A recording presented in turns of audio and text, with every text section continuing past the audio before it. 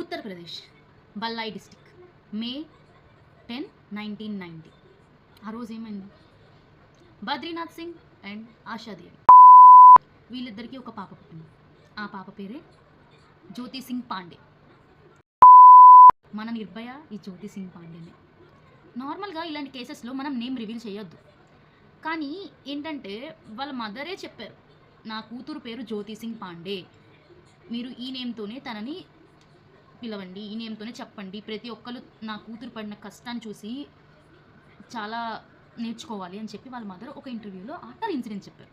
So అందుకని మనం reveal చేస్తున్నాం జ్యోతి సింగ్ పాండే. అండ్ వాళ్ళ ఫాదర్ మదర్ అంతా మిడిల్ క్లాస్ ఫ్యామిలీ, ఉత్తరప్రదేశ్. అయితే కొన్ని ఇయర్స్ తర్వాత వాళ్ళు ఢిల్లీకి వచ్చి సెటిల్ అయిపోయారు.